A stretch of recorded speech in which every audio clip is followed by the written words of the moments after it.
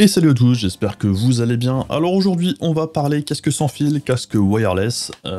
Pourquoi casque wireless? Eh bien pourquoi pas. Tout simplement parce que j'étais à la recherche d'un casque moi-même. Du coup, j'ai testé 3 casques et je vais vous donner mon avis sur ces 3 casques-là. On y va, c'est parti.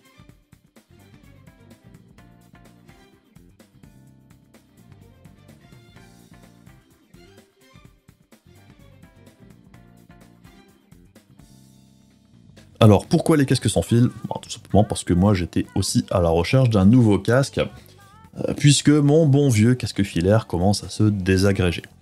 Et du coup, pourquoi le sans fil? Vous êtes peut-être du genre à ne pas aimer avoir un fil qui pendouille au niveau de votre casque. Avoir un casque sans fil, ça apporte une certaine liberté, et vous êtes peut-être du genre à vous déplacer dans votre maison, tout en continuant à discuter avec vos potes sur Discord, en allant pisser. Vous êtes peut-être ce genre de personne, j'en connais, pourquoi pas. Et donc j'avais commencé mes recherches pour trouver un casque sans fil qui me convient, et mon premier choix s'était porté sur le SteelSeries Arctis Wireless Pro, qui avait des features qui moi m'intéressaient beaucoup, principalement au niveau streaming et utilisation, et j'en parle au passé parce que j'ai dû le renvoyer parce que ce casque ne me convenait pas, on va le voir par la suite. Mais du coup c'est pour ça que la vidéo sera en 2 parties entre guillemets, puisque j'ai dû filmer toute la partie SteelSeries avant le reste. Donc il y aura une sorte de faux raccord, tout va bien, c'est normal.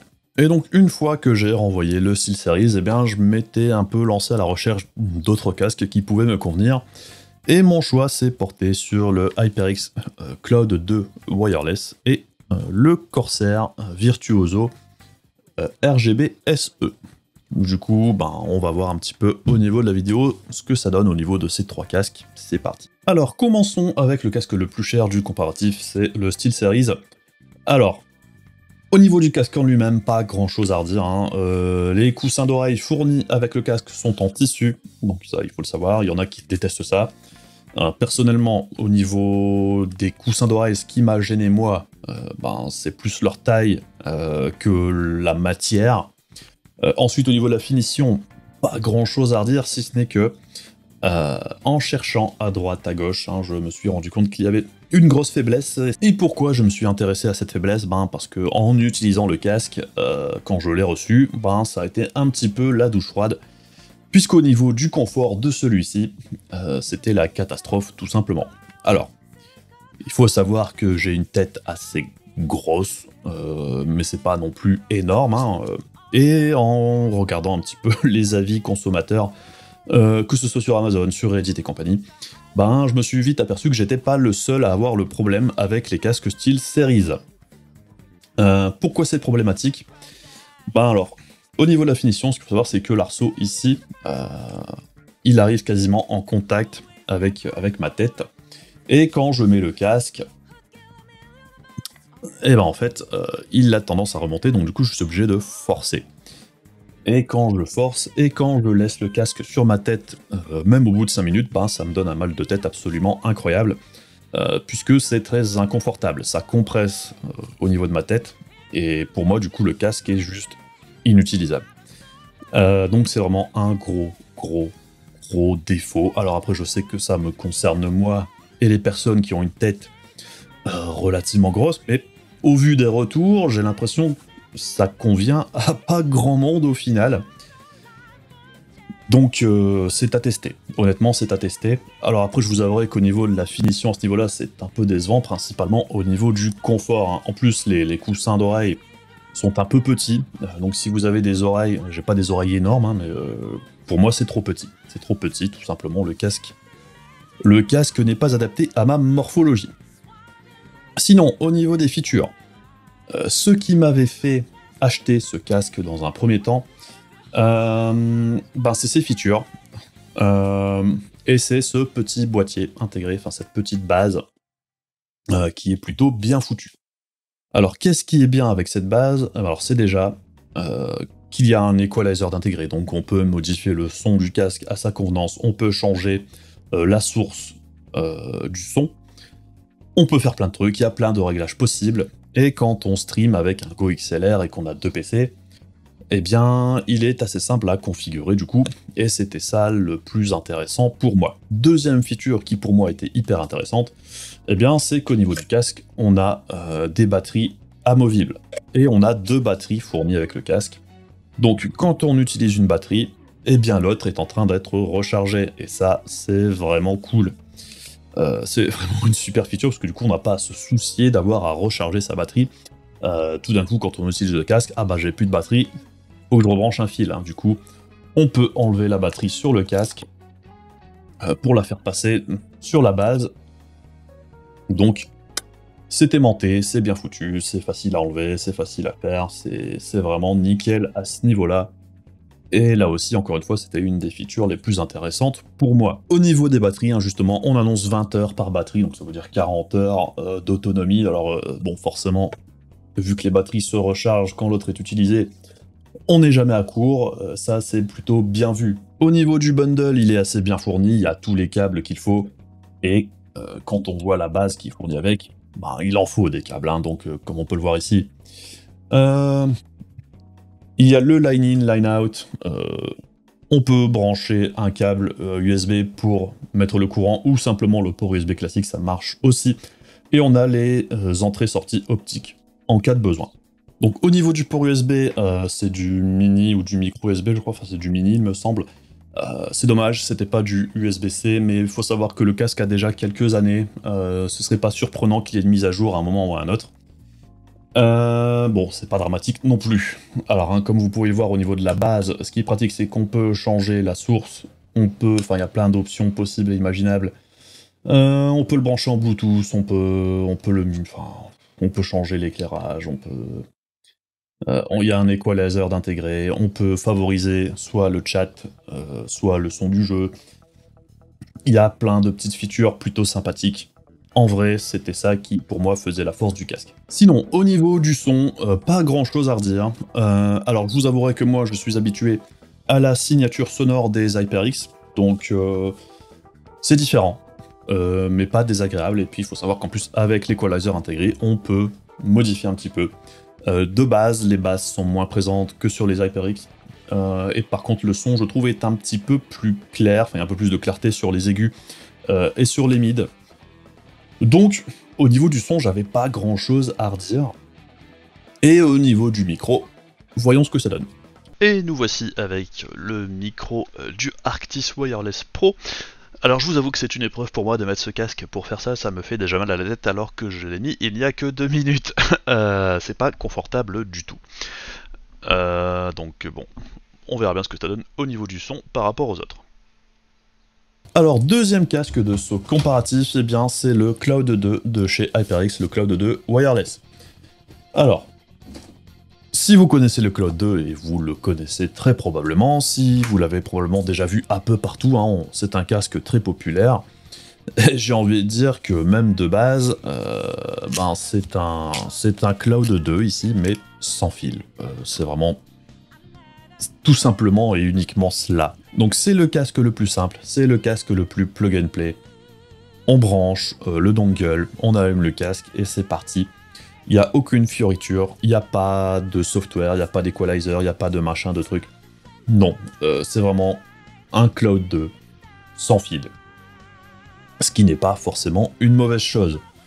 Au niveau des réglages sur le casque en lui-même, c'est pareil, c'est vraiment hyper simple. On a une molette pour le son ici, et ensuite on a de l'autre côté, alors on a un bouton pour allumer, un bouton pour mute le micro. Là ici c'est le câble USB-C pour recharger le casque, et là c'est l'encoche pour mettre le micro qui est détachable. Au niveau du son, pas grand chose à redire. Si vous connaissez le HyperX Cloud 2, c'est grosso modo la même chose. Il n'y a pas de surprise non plus à ce niveau-là. C'est la signature sonore de chez HyperX. On aime ou on n'aime pas, les basses sont assez présentes, le son du casque en général est plutôt clair, même si au niveau des réglages de base, il y a moins de clarté au niveau des highs et des mids. Après, chacun ses goûts au niveau du son, je dirais, moi personnellement j'aime bien. Pour ce qui est du confort du casque en lui-même, eh bien je dirais que c'est ça son plus gros point fort, comparativement au SteelSeries. ça n'a juste rien à voir. Les coussinets d'oreilles sont en simili-cuir, c'est confortable, leur taille est bonne. Au niveau de l'arceau, c'est pareil, c'est du simili-cuir, c'est bien rembourré, c'est hyper confortable sur la tête. Le casque, je peux l'utiliser pendant des heures sans aucune gêne. Il est également beaucoup plus léger que le casque de chez SteelSeries. Au niveau du micro, pas de fioriture non plus. On va écouter ce que ça donne tout de suite, mais comme je le disais juste avant, ça s'en fiche dans le casque, et c'est parti. Il n'y a pas grand chose de particulier au niveau du micro ou du casque en lui-même. Allons-y pour le micro. Et nous voici avec le micro intégré du HyperX Cloud 2.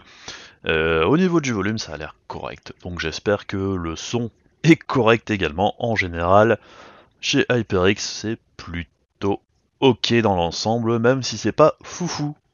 Sinon, le casque en neuf, actuellement sur Amazon, il coûte 170-180 balles, ce qui est quand même assez cher hein, si on compare au casque filaire, exactement le même. Du coup, c'est moins de moitié prix quand on l'achète en modèle filaire.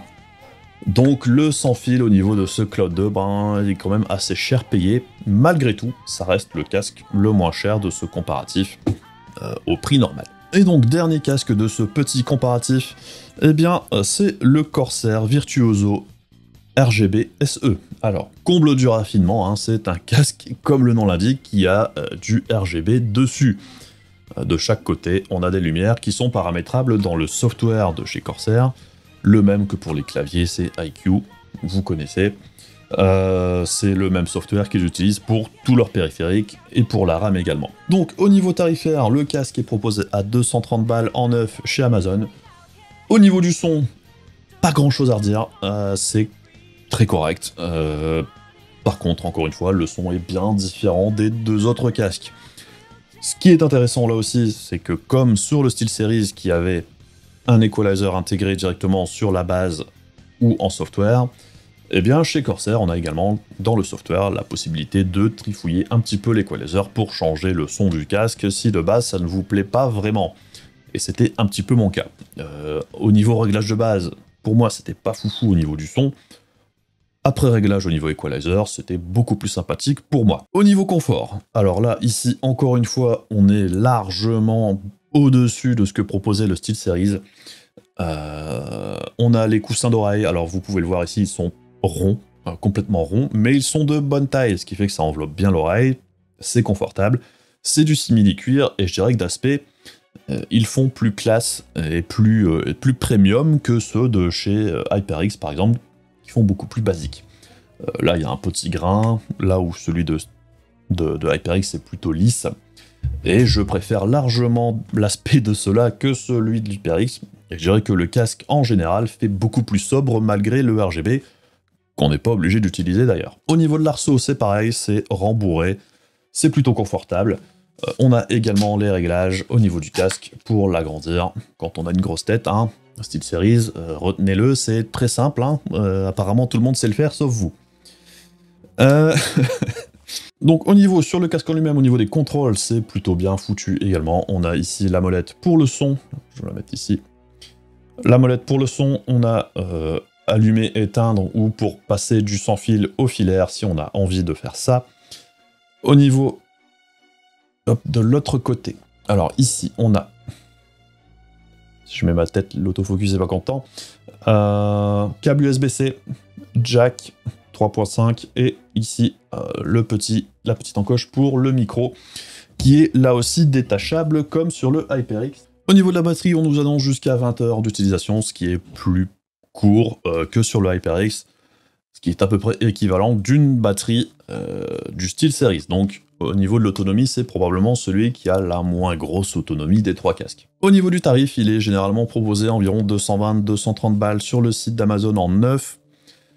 Et je dirais que ce soit au niveau du tarif Audi Feature, il se situe quasiment lui aussi pile poil entre le HyperX et le SteelSeries, avec le confort en plus. Et on va passer aussi au niveau du micro pour voir ce que ça donne à ce niveau-là. Et voici donc le micro du casque Corsair. Corsair, j'ai déjà eu des soucis par le passé au niveau du micro sur quelques modèles de casques. J'espère que ça a été résolu depuis. Au niveau du volume, ça a l'air plutôt correct, et c'était là-dessus que ça pêchait sur certains modèles de casques il y a quelques années. Donc au final, que penser de ces 3 casques? Eh bien, vous l'aurez probablement compris par rapport à tout ce que je dis depuis le début. Mon préféré, malgré tout, dans l'ensemble, ça reste le HyperX. C'est le plus confortable pour moi, légèrement plus confortable que le Corsair, qui est malgré tout très bon à ce niveau-là, mais j'ai une petite préférence quand je l'utilise pendant longtemps, par rapport à celui-ci, qui pour moi est légèrement moins confortable, mais très très très correct, hein, je précise. C'est juste que celui-là me réussit mieux. Et au niveau du son, c'est pareil, petite préférence pour le HyperX, mais le Corsair est également très bon, et le SteelSeries au niveau du son, j'avais pas grand-chose à redire non plus. Le Corsair en lui-même, je trouve qu'au niveau des features, il est pas mal. Il se situe vraiment bien entre les deux, puisque bon, le HyperX, son point faible, hein, c'est vraiment qu'il est très très basique. Il n'y a pas grand chose à faire, il n'y a pas grand chose à régler. Et malgré tout, c'est celui que je préfère quand même.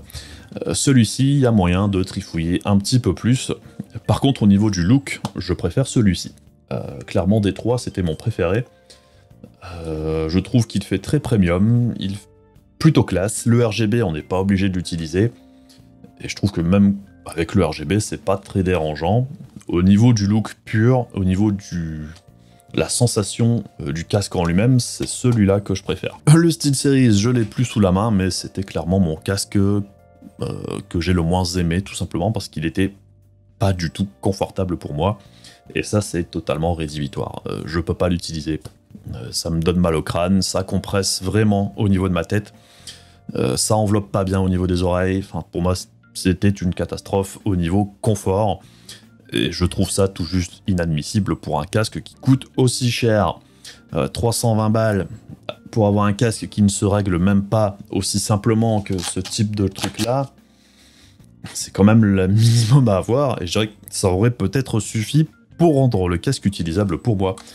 Puisque bon, c'est pareil avec celui-ci ou avec le HyperX. Si je peux pas le régler, c'est inutilisable, hein. C'est clairement au-dessus de mes oreilles.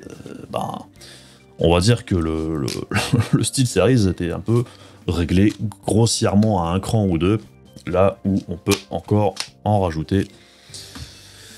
Enfin bref, pour moi, le SteelSeries, c'était vraiment une grosse déception au niveau confort, puisqu'au niveau des features, c'était juste ce que je voulais. Et donc c'était doublement décevant pour moi. Après, au niveau sonore uniquement, c'est difficile de donner un avis objectif, puisqu'il n'y a pas d'objectivité à avoir au niveau du son. Il y a des gens qui préfèrent certaines marques de casque que d'autres. C'est un peu comme les chaises, c'est un peu comme les souris, on a tous des préférences. Ceux qui donnent un son meilleur qu'un autre sur les casques, pour moi j'ai toujours trouvé ça assez bizarre. Je trouve que on a vraiment tous nos propres envies et désirs au niveau de ce type d'accessoires là. Donc moi personnellement je préfère HyperX, certains vont préférer Corsair et d'autres ne vont jurer que par SteelSeries. Personnellement j'ai pas de problème à ce niveau là. C'était pas vraiment au niveau du son pour moi que ça se décidait au niveau de ces 3 casques. Là pour le coup ça a vraiment été le confort qui a pris le pas sur tout le reste pour moi. Au niveau des micros intégrés, c'est pareil, les 3 sont convenables pour ce que c'est, hein. Ce sont des petits micros, peu importe la marque, ici c'est suffisant pour faire du Discord, c'est suffisant pour jouer. Après évidemment, quand vous voulez faire du YouTube, du streaming et toutes ces choses-là, il vaut mieux passer vers un micro annexe. Même des micros à 30-40 balles font largement mieux que ces micros-là, qui pour moi sont tout juste suffisants pour faire une utilisation de Discord, Skype et compagnie. Sinon, au niveau du tarif, c'est un peu là que le bas blesse pour les casques sans fil de manière générale. Puisqu'autant on peut trouver des casques avec des features équivalentes à celui-ci, ou au SteelSeries, ou au HyperX. HyperX, actuellement, il est en promo à peu près 60-70 balles. En règle générale, il coûte jamais plus de 90 balles, il me semble. Là, en version sans fil, c'est le double. Ça fait cher, tout simplement. Chez Corsair, c'est pareil, on a des très bons casques en filaire. 220 balles en neuf, c'est très cher. Et le SteelSeries Arctis, Alors là, c'est encore pire, puisqu'il coûte 320 balles en neuf, ce qui est absolument hors de prix. Et je vais vous expliquer un petit peu pourquoi, malgré tout, je les ai achetés. Vous l'aurez peut-être remarqué, en voyant les boîtes défiler, ben, elles ont toute cette petite pastille. Qu'est-ce que ça veut dire, cette petite pastille? Eh bien, ça veut dire que c'est du reconditionné Amazon. Alors, reconditionné, ça fait un petit peu peur parfois, je l'avoue, mais j'achète quasiment uniquement mes périphériques comme ça maintenant. Pourquoi? Alors, faut bien savoir que sur Amazon, très souvent, il y a un petit descriptif de l'état de la pièce en question, ce qui ne veut pas dire qu'on peut pas avoir des surprises malgré tout, puisque j'ai quand même l'impression que les descriptions, c'est un petit peu juste la gueule de la boîte. Comme vous pouvez le voir ici, par exemple ici, il y a une petite rayure, voilà, rien de dramatique. Au niveau du bundle, alors, il faut bien savoir que c'est sur le Cloud 2 que j'ai eu un souci. Sur les deux autres, pas de problème. Le casque était arrivé sans les mousses, enfin sans les oreillettes, ce qui est assez gênant. Donc je pense qu'il y a quelqu'un qui l'avait acheté, qui a enlevé les coussins d'oreille et qui l'a renvoyé. Malgré tout, Amazon n'a pas fait d'histoire. Hein. J'ai envoyé un message et on m'a dit bah écoutez, ok, combien ça coûte les coussins d'oreille si vous avez à en acheter d'autres. J'ai donné le prix que j'ai payé sur le site d'HyperX. Ils m'ont remboursé la différence sur Amazon. Pas de problème. Pour le SteelSeries, la boîte était complète, tout était là, le casque était en excellent état, la boîte en elle-même, je voyais qu'elle avait un petit coup à droite à gauche, mais rien de dramatique. Tout était ok. Donc pour le coup, intéressant. Et pour le Virtuoso, c'est pareil. Le casque en lui-même, rien à dire, il est comme neuf. Au niveau des accessoires, tout était là. La seule chose à dire, c'est je pense qu'au niveau de l'emballage, au niveau des sachets à l'intérieur, ils ont juste mis d'autres sachets. Rien de dramatique. Mais la grosse différence, ça se joue au niveau du prix. Puisque le SteelSeries, au lieu de coûter 320 balles, sur Amazon, là, du coup, en reconditionné, il était à 180 balles. Ce qui nous fait une réduction quand même assez violente d'à peu près 150 balles. Ce qui rend le casque beaucoup plus accessible. Autant à 320 balles, je l'aurais jamais considéré, parce que c'est beaucoup trop cher pour moi. À 180, ça reste très cher, mais c'est déjà plus dans mes prix.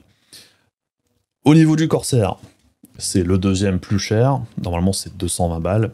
Là, en reconditionné, il était à 113 balles. Pareil, à 220 balles, j'aurais pas acheté, autant à 113 balles, je dirais que c'est plutôt une bonne affaire en fait.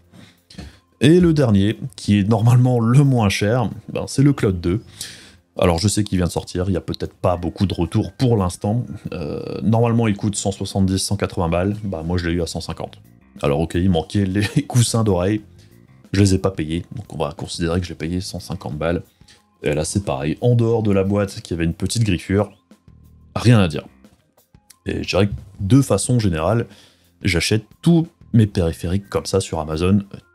Tout mon matos de stream, je l'ai payé en reconditionné Amazon, que ce soit le Go XLR, le Stream Deck, les éclairages, j'ai tout payé en reconditionné, le bras du micro également, vraiment tout ce que je peux acheter en reconditionné Amazon, je l'achète en reconditionné Amazon.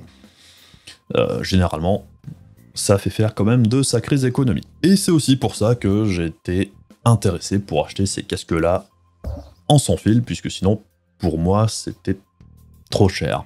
Donc bref, c'est plutôt rigolo, puisqu'au final, avec les prix reconditionnés Amazon, le classement change quand même assez drastiquement au niveau qualité-prix.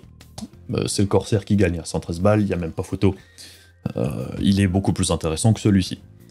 Pour autant, je préfère celui-là quand même. Je préfère payer un petit peu plus cher.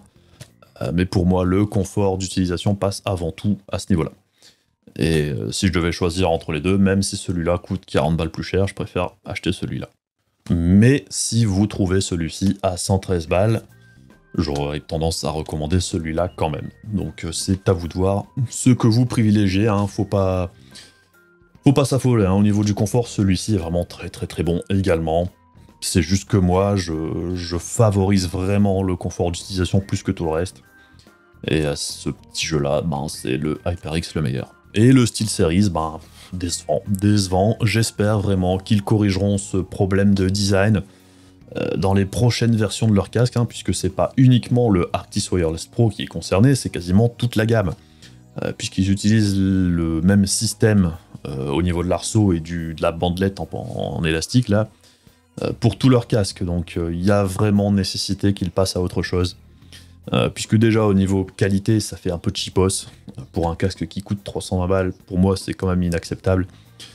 Qu'on vienne pas me dire que ça coûte super cher. Hein. Une mousse à mémoire de forme plutôt fine au final, en dessous de l'arceau, c'est quand même beaucoup plus classe et sympathique qu'un petit bout de tissu élastique. Donc voilà un petit peu ce que je pouvais vous dire au niveau des casques sans fil en général, du moins ceux que j'ai pu tester. Je sais qu'il y en a des beaucoup moins chers que ça. Je sais pas ce que ça donne. Vous avez bien compris lequel je préférais. Et le Corsair est très bien également.